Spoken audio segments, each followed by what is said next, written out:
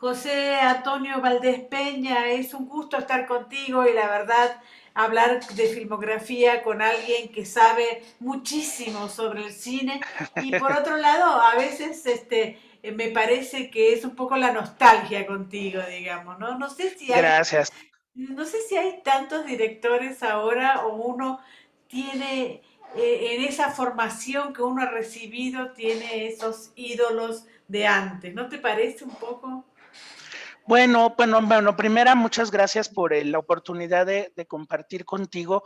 Fíjate que sí hay una cierta nostalgia de grandes nombres como los que, pues todavía mi generación nos tocó conocer en la década de los 80 y los 90, los últimos Fellinis, los últimos Bergman, desde luego Tarkovsky, los últimos Kurosawa.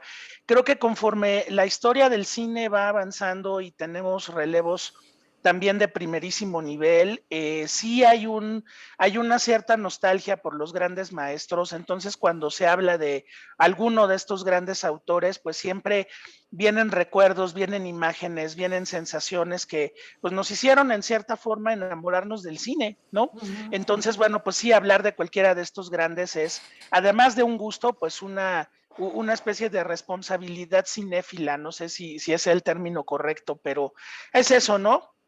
Mm. Tratar de compartir con la gente, pues lo que se pueda de estos grandes directores. Vamos a hablar de Andrei Tarkovsky, que cumple 90 años el 4 Así de es. abril y empieza precisamente el ciclo de la UNAM. Una de las cosas que me llama mucho la atención es que murió muy joven, ¿no? Murió por un cáncer de pulmón, Sí, murió muy joven y sí. quién sabe cuántas películas podría haber hecho, ¿verdad? Bueno, mira, según sabemos por los documentos que dejó y que afortunadamente conocemos, pues por ejemplo, una película que era muy posible que se hiciera era un Hamlet versión Andrei Tarkovsky, cosa que hubiera sido algo verdaderamente alucinante, tomando en cuenta la madurez que tenía su cine cuando él falleció y que, bueno, pues si hay alguien a quien se le da esta cuestión de la introspección del alma, era Tarkovsky. Entonces yo creo que Hamlet hubiera sido un gran proyecto y bueno, muchos proyectos que desgraciadamente por las condiciones en las que vivió este gran cineasta poeta, pues desgraciadamente quedaron truncos. Solamente, vamos a decirlo así, solamente son 7 largometrajes los que Tarkovsky pudo realizar entre 1962 y 1986, pero son 7 películas que siguen dando una enorme cantidad de pensamiento, de ideas sobre el cine, sobre la vida, sobre el arte, sobre el espíritu, sobre la poesía en el cine. Es algo similar al caso de Stanley Kubrick, ¿no? Son filmografías que no son muy vastas en número, pero cuyas repercusiones culturales son enormes. Entonces, bueno, Tarkovsky se seguirá estudiando en las escuelas de cine por los cinéfilos y afortunadamente pues se ha demostrado a través del reestreno de muchas de sus grandes películas, que el público sigue ávido de conocerlo y de darle nuevas lecturas, que creo que por eso una película o un cineasta se vuelve clásico, ¿no? Porque va cambiando su lectura a través del tiempo y creo que ese es un caso importantísimo para Andrei Tarkovsky, ¿no? ¿Quién es para ti Andrei Tarkovsky? ¿Te gusta? Sí, mira, ¿qué te diré? Mira, cuando yo empiezo a estudiar cine, Ray Tarkovsky era uno de esos nombres indispensables, ¿no? Pero yo empiezo a estudiar cine muy joven, a los 14, 15 años. Entonces, mi primer encuentro con Tarkovsky, recuerdo que fue en una clase de guión con el maestro Tomás Pérez Turrent, que pues escribió una de las películas mexicanas más importantes de todos los tiempos, que es Canoa, de Felipe Casals. Y me acuerdo que él nos puso el espejo, nos hizo la advertencia ahí en el aula de que íbamos a ver una película fuera de serie, nos preguntó quién habíamos visto algo de Tarkovsky y desde luego todo el mundo respondimos que pues por la referencia era que lo conocíamos.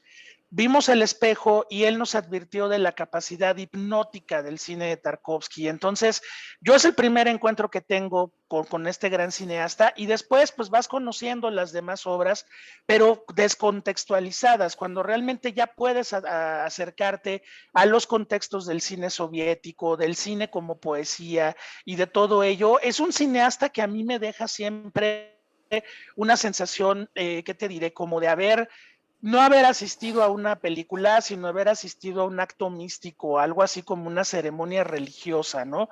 Nostalgia, Stalker, El Sacrificio, la propia Andrei Rublev, son películas que me dejan en un estado de cierto éxtasis o de cierto síndrome de Stendhal, ¿no? De quedar fascinado al ver las imágenes y las ideas que te va creando el cine de Tarkovsky, que va más allá de la propia imagen y el sonido, como muchas otras películas, a lo mejor podríamos dar el término más funcionales, donde la imagen y el sonido inmediatamente te alimentan. Con Tarkovsky es un alimento que va a tu espíritu, a tu alma, a tus referentes culturales y que siempre te sacude. No importa cuántas veces hayas visto Andrei Rublev o La infancia de Iván, siempre, siempre quedas sacudido por Tarkovsky. Y también la vida, Mónica, yo siento que también la vida te va Sí. cambiando, te va haciendo comprender más las cosas y bueno, pues ya todo lo sientes también en cierta forma más fuerte. Entonces, para mí es un cineasta poeta, es un hombre que se adelantó a su tiempo, que vivió tristemente en un contexto político cinematográfico adverso para un talento del tamaño del suyo y que bueno, afortunadamente pues sigue teniendo nuevas y más sabrosas lecturas cada vez que lo reencuentras. Antes de preguntarte del ciclo de la UNAM, quería Sí, que aclararas ese tema del contexto político, porque algo, si algo le faltó fue claro. libertad precisamente a Tarkovsky, ¿verdad? Bueno, a Tarkovsky y a todos los cineastas de su Sí. tiempo, ¿no?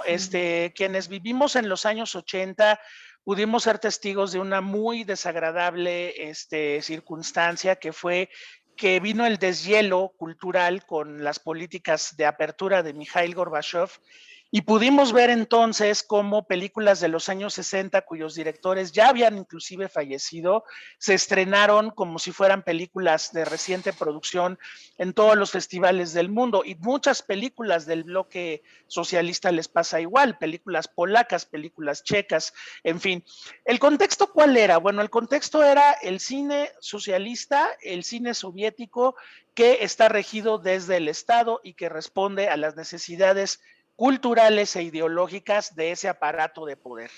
El Estado domina los estudios de cine, la exhibición y tiene un brazo, tiene un aparato de censura que se dedica a revisar con lupa todos y cada uno de los diálogos, estructuras, ideas narrativas alrededor de los guiones. Entonces, desde que antes la película fuera filmada, ya existía una mordaza muy fuerte en contra de cualquier director o cualquier artista que quisiera ser considerado así como un artista.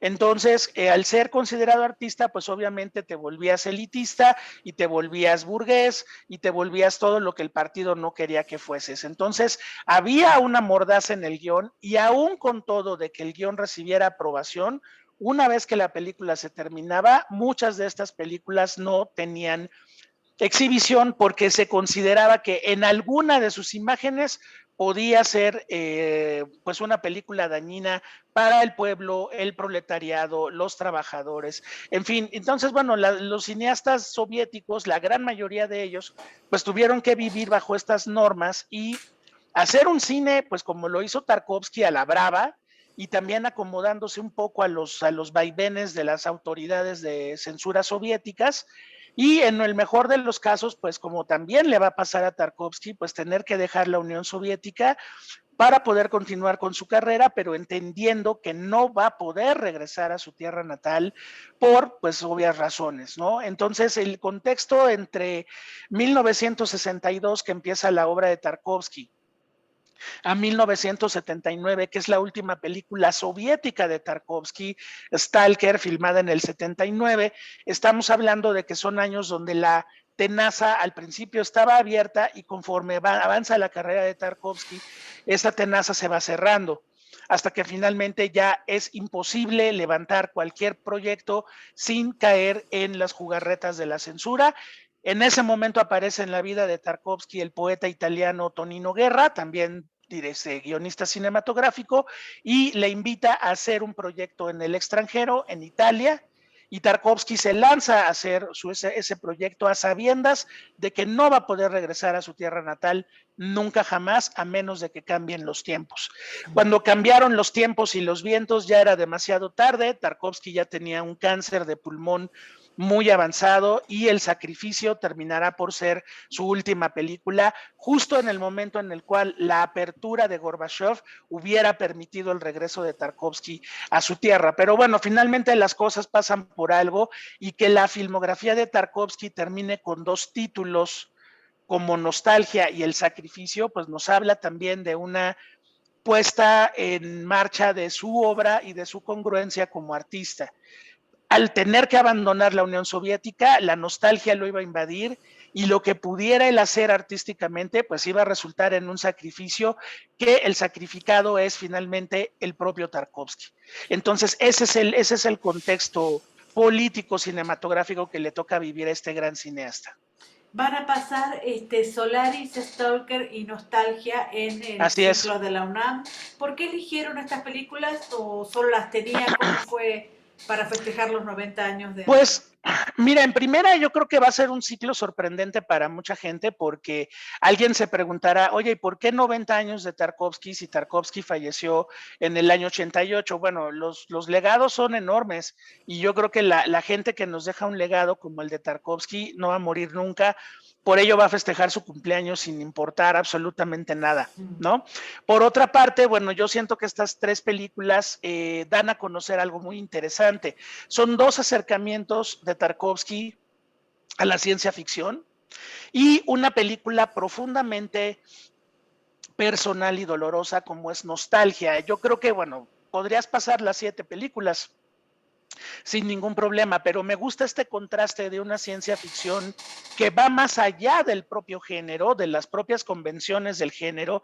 Hay que recordar que las películas se hicieron también en contextos diferentes. Por ejemplo, Solaris fue un encargo del gobierno soviético, o sea, había una gran expectativa por la ciencia ficción gracias a 2001, Odisea del Espacio, de Stanley Kubrick, que se estrena en 68, y a Tarkovsky, las autoridades soviéticas cinematográficas le piden una respuesta a esta visión occidental capitalista de la ciencia ficción a través de la adaptación de la novela de Stanislav Lem. Pero desde luego Tarkovsky se va mucho más allá de la ciencia ficción y te habla más bien de todos esos sueños, pesadillas y anhelos que los seres humanos tenemos en el interior, y que el planeta Solaris los puede hacer realidad. Y Stalker ya es un proyecto que se hace con muy mala actitud de parte de las autoridades soviéticas. Tarkovsky hace una película que ocurre en un mundo apocalíptico donde un intelectual y un artista, acompañados de un, digamos, guía, ¿no?, que es el famoso Stalker, van a una zona que quedó en medio de la radiación nuclear, una zona donde también los sueños y las pesadillas se vuelven realidad. Nostalgia yo creo que nos habla más de esa alma rusa de Tarkovsky, que como tú conoces la escena final de la película, y no importa que la digamos aquí porque hay que verla y hay que sentirla y hay que vivirla. Este universo soviético, ruso, rural, bellísimo, que vive atrapado en medio de esta iglesia en ruinas, que es el sentir de Tarkovsky en ese momento de su vida, ¿no? Mi alma rusa entre las ruinas de lo que pudo haber sido sin duda una carrera cinematográfica mucho más espectacular de lo que fue. Entonces yo siento que estas 3 películas son la mitad de la filmografía, pero son 3 películas donde podemos encontrar al Tarkovsky más reflexivo, al Tarkovsky más profundo.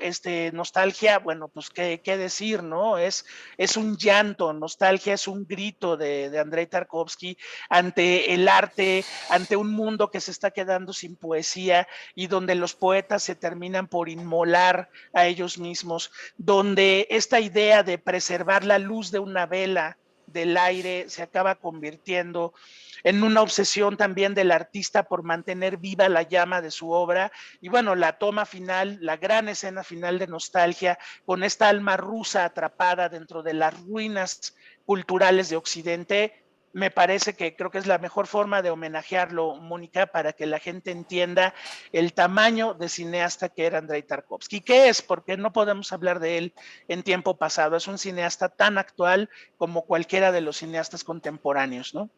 Van las últimas dos preguntas. La primera es, ¿qué va a pasar o qué pasa con las nuevas generaciones frente a Andrés Tarkovsky? ¿Qué dirías tú?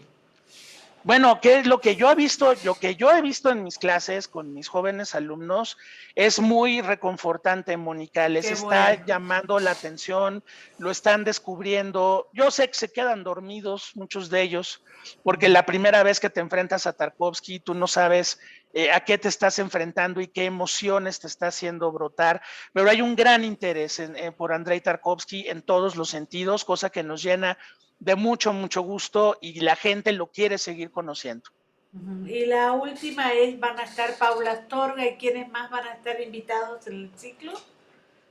Mira, va a estar la maestra Paula Astorga, va a estar una personalidad, no recuerdo ahorita su nombre, pero él es exdirector del Instituto Nacional de Antropología e Historia, es antropólogo también, y la tercera persona que va a comentar, bueno, son personalidades muy, muy grandes del tamaño, pues bueno, de la maestra Paula Astorga, que siempre han estado del lado de un cine diferente, del lado de un cine que te mueva las emociones, las entrañas y desde luego la cinefilia. Entonces, los invitados fueron elegidos como personajes muy importantes, como todos los que visitan Tiempo de Filmoteca, desde luego, pero personajes en particular que tienen una relación muy profunda con la cultura, con el medio cultural y una sensibilidad también muy importante, ¿no? Entonces, bueno, pues si las películas son estupendas, también los comentarios van a estar de primerísimo nivel.